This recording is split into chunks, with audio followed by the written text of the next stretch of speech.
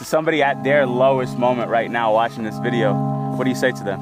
There's only one way, one direction. If you're at the bottom, there's only one way, but you got to look up. And when you look up, there's somebody there waiting for you.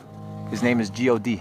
And he's there with a hand, reaching out, waiting for you to take control of your life.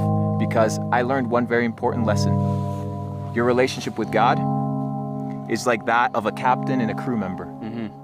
One rows, the other one steers. But it's very interesting because many times in our life we want to get confident and cocky and arrogant. And God says, I steer, but I do not row. We need to put in the work and God will guide. And that's the greatest lesson I've learned. I would say ask her out. No matter who she is, whether she's a job or a new city or a actual person. Whether she's an opportunity or a fear. If you're afraid of heights, ask her out. A lot of times I'll be in a 200-mile run or something like that, and I'm all jacked up. Body's broken, mind's broken, spirit's broken. I started to say, what if I can pull this off? When I first walked into the Navy SEAL recruiter's office, he looked at me and said, there's only been 35 African Americans in 70 years make it through. I said to myself, what if I can be the 36th? It's the what if I can pull off a fucking miracle. What if I can become someone that no one thinks I can be? And just me talking about that, I have the hair going up on my arms because it makes me just like, what if? I just want to remind you, because I've spent a lot of time in my life sitting around wanting things to change, and not being able to make them change, and not thinking I could.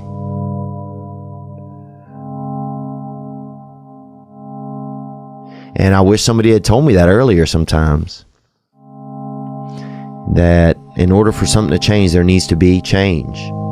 The fear is never reaching your potential. That's it. That always falling short, always quitting before you're done, always procrastinating, always not doing the right thing.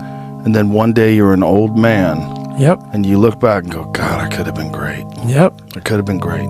I never forget one time I was running by a graveyard when I was fucking just trying to become, I was fat. And I ran by a graveyard and I looked out there and I have all these epiphanies, man. I have all these fucking moments of it's crazy, man, of just thought. Cause I'm always by myself and I'm always in deep fucking thought about how to be better. And I look out there, I'm like, man, I wonder how many of you motherfuckers in there fucking just are so upset with how you lived your life and fucking just regret how you lived it. And I'm running a 300-pound man thinking, man, don't fucking die like this, bro. Don't die like this. So people wonder where this shit comes from me. It comes from such deep thought of trying to see what this is all about. What is this life all about? What am I all about? Why am I here? I had to find purpose. And my suffering, it had a purpose. It had a fucking purpose.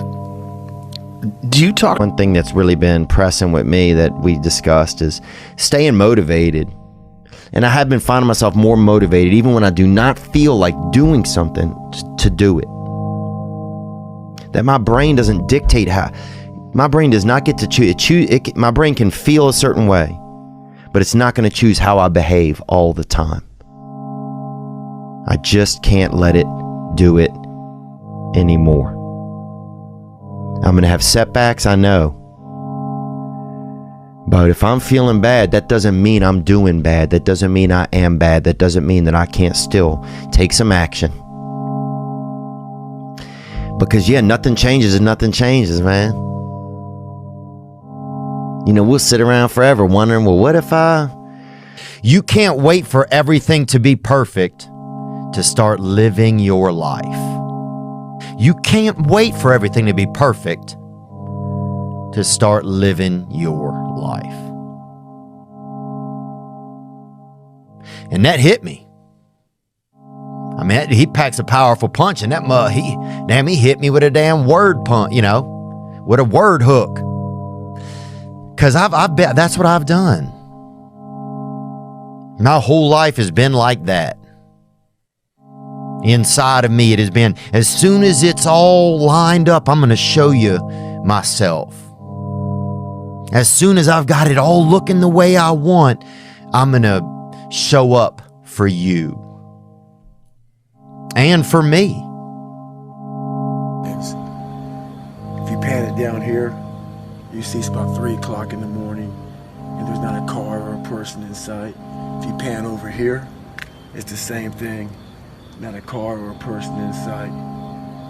People want to know where I find my strength at, where I get my strength. I get it from a lot of places, but right now, this morning, I'm getting it from, there's not a motherfucker that's up.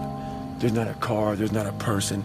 Everybody's in their bed, sleep, dreading that it's a Monday, hate it's a Monday, and I'm loving it. I'm loving that. Where everybody's getting weaker, I'm getting stronger. It's not about the running, the swimming, the push-ups, the sit-ups. It's about what those things do for your mentality. You don't get better on the daggone couch. You get better by coming out here and getting the fuck after it every daggone day. Stay hard.